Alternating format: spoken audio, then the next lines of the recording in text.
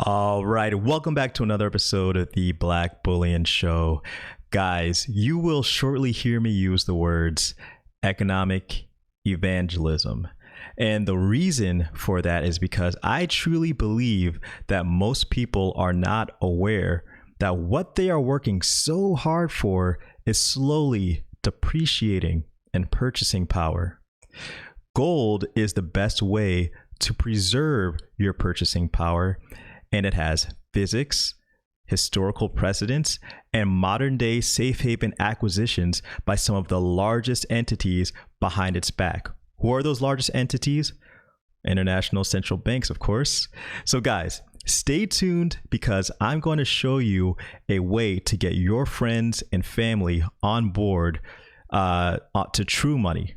Now, before we get into that, if you're new to this channel, please hit that big red subscribe button right down below. Also, please hit the like button. It helps to get this economic evangelism right on out there to the masses to bring more and more people into precious metals. Okay, so Jeff Clark of Gold Silver, works with Mike Maloney, has a new article out entitled How to Deprogram Your Friends and Family from the Cult of Fiat Currency. Now, that's a funny title. So let's see what he has to say about the cult of fiat currency. And I quote, "The cult of fiat currency. If you could look at the entirety of monetary history in one snapshot, some glaring facts would stick out. You'd see that gold and or silver have frequently served as monetary standards, even in the United States not that long ago.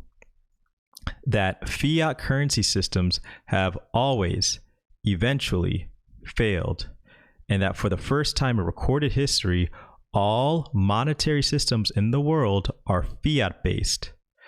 This fully fiat period in history has never happened before. That means there's no playbook to tell us what could happen. That it's really just an experiment. Living in this unprecedented time in history means that risks to the monetary system are high. In the meantime, the robbery continues because we live in a fiat world where paper dollars are money because the government says they're money. They can be diluted at will, and it only takes a 7th grade education to understand that the more you create of X, the less valuable X becomes. I'm sure you are aware of all the QE efforts that are underway. When those currency units are first created, they benefit those that receive them first. In other words, the people ahead of you. The longer it takes for those new units to reach you, the less valuable they become. The more, for the most part, you are at the end of that line. This is nothing new. History shows that creating currency has been the most common way to restructure debt. Currency dilution is a trick played by central bankers and politicians to devalue debt, since it allows them to repay it in cheaper dollars. You may claim that consumer inflation is low, so what does a little dilution matter? But you're overlooking the fact that even low inflation adds up. Now take a look at this edition. This is from 2000 to May 2020. And they have this chart here called What Low, in quotation marks, Inflation Looks Like. And essentially, since the year 2000, inflation has increased 44.2%. The article continues. The US dollar has lost 44.2% of its purchasing power just since the year 2000. That means that the dollars you saved 20 years ago have lost almost half of their purchasing power. This makes you a member of the cult of fiat currency. You've done nothing wrong, but there's a serious leak in your financial boat. Whether you are aware of it or not, and regardless of what else you may think, you've got to deal with the fact the dollar bills in your wallet or purse continue to leak value. If you're saving for a new car or for your retirement, those dollars will afford you less in the future. In other words, the current monetary system guarantees that you will buy less of a car and have less of a retirement. And it's only going to get worse. Despite what politicians and central bankers may proclaim, what does your gut tell you is likely to happen to your purchasing power when almost every developed country in the world is grossly diluting its currency? The very nature of the fiat currency system gives you a lower standard of living. It erodes your financial stability and impacts your financial breadth, since it affects every dollar you spend, save, and invest. It causes stress, creates confusion, and worst of all, offers you no viable way out. Now, you guys may be asking, well, how do I help my friends? How do I help my family get off that fiat?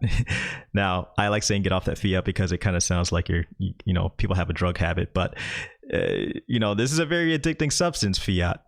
But there's one word essentially that will help them get off of fiat. And that one word essentially is history. Now, this website shows you many graphs of data. It's called WTF Happened in 1971. This data from these graphs here quickly and easily show anyone, pretty much with two eyes, how seriously wrong our economic system and our currency is, and how terrible it's become over time. Now, for the sake of time for this video, I will only talk about this top graph here. So this is one example. So basically, this graph is growth in productivity and hourly consumption since 1948, and it goes up to 2017.